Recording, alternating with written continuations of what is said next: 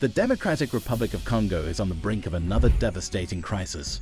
The nation's eastern region is once again engulfed in a brutal conflict, with recent reports confirming over 700 deaths in the strategic city of Goma.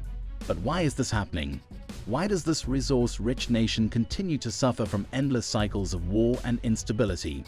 And more importantly, what does this mean for Africa's future?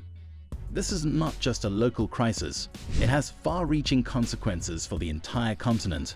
The battle for control over Congo's vast mineral wealth, ethnic tensions, and regional rivalries are all fueling the flames of war.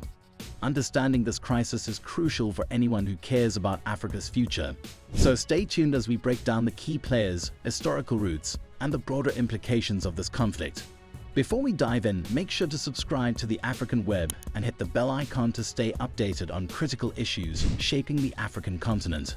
To truly understand the gravity of this crisis, one must recognize that the conflict in the DRC is not just a localized issue.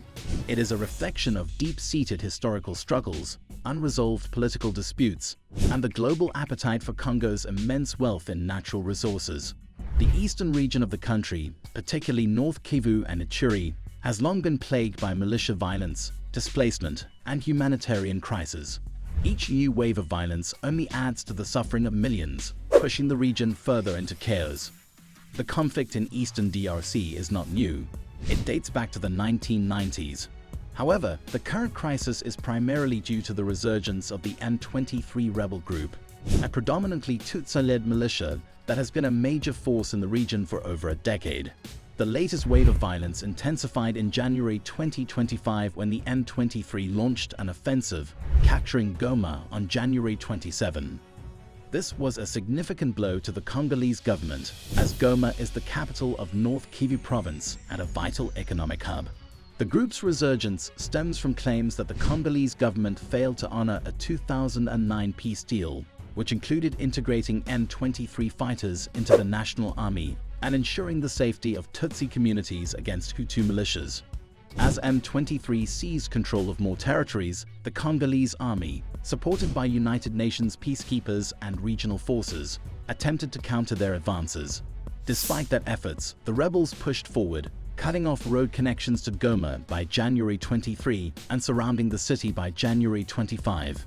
The final blow came on January 27, when M23 forces breached defenses and took control, leaving a trail of destruction and hundreds of casualties. In the midst of this turmoil, the DRC government has accused Rwanda of backing M23 rebels, a claim that has been supported by UN reports. This has ignited tensions between the two nations, threatening to escalate into a full-blown regional war. But what's at the root of this conflict? To understand the present, we must examine the past. The relationship between Rwanda and the DRC has been strained for decades. Following the 1994 Rwandan genocide, Hutu militias, responsible for the mass killings of Tutsis, fled into eastern Congo. Rwanda, fearing another genocide, has maintained a strong interest in the region, often launching military interventions under the pretext of neutralizing Hutu militants. However, critics argue that Rwanda's real motive is economic. Congo's mineral wealth is a lucrative prize. The origins of this crisis date back to the colonial era. When Belgium controlled the Congo, it implemented a strategy known as divide and rule, deliberately creating ethnic divisions to maintain control. Similarly, in Rwanda, Belgian colonizers favored the Tutsi minority over the Hutu majority, fostering deep-seated animosity between the two groups. This manipulation had catastrophic consequences.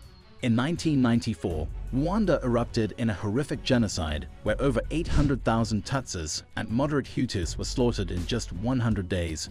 As Rwanda recovered under Paul Kagame's leadership, its influence in the region grew, particularly in eastern Congo.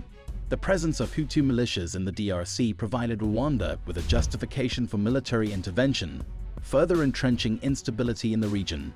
The tensions between the DRC and its neighbors exploded into full-scale war in the late 1990s. After overthrowing Mobutu Sese Seko in 1997, Laurent Desire Kabila quickly fell out with Rwanda and Uganda, sparking the Second Congo War in 1998. This war became the deadliest conflict in modern African history, involving multiple nations, including Angola, Zimbabwe, Namibia, Sudan, and Chad. Although a peace agreement was signed in 2002, the war never truly ended. Instead, it evolved into a series of proxy battles fought by rebel groups, many of whom were backed by foreign powers. M23 emerged as one of the most powerful rebel factions, claiming to defend Tutsi interests while also securing control over lucrative mining regions. The ongoing conflict in the DRC has far-reaching implications for Africa's economic and political future. The DRC is one of the richest nations in the world in terms of natural resources, possessing vast deposits of cobalt, gold, and coltan, minerals essential for global technology industries. However, instead of benefiting from these riches, the Congolese people continue to suffer from war, poverty, and political instability. The instability in the DRC affects the entire African continent. Refugee crises, economic destructions, and regional tensions hinder progress and development. If Africa is to rise as a global powerhouse, stability in the DRC is essential. With over 6 million people displaced, the humanitarian crisis in the DRC is one of the worst in the world. The ongoing violence has forced countless families to flee their homes, seeking refuge in overcrowded camps with limited access to food, clean water, and medical care. Women and children are particularly vulnerable, facing rampant sexual violence, malnutrition, and disease outbreaks. International organizations like the United Nations and the Red Cross are struggling to provide aid, but the scale of the crisis is overwhelming. Despite numerous pledges from the international community, funding remains insufficient, leaving many displaced Congolese to fend for themselves in dire conditions. The DRC's conflict is not just an African issue, it has global implications. Western nations and multinational corporations have long been accused of fueling the war by exploiting the country's vast mineral wealth. Tech giants rely on Congolese cobalt and coltan for electronic devices, often turning a blind eye to the human suffering caused by the mining industry. China, the United States, and European countries all have vested interests in the region. While they publicly call for peace, many critics argue that their economic motives take precedence over real solutions.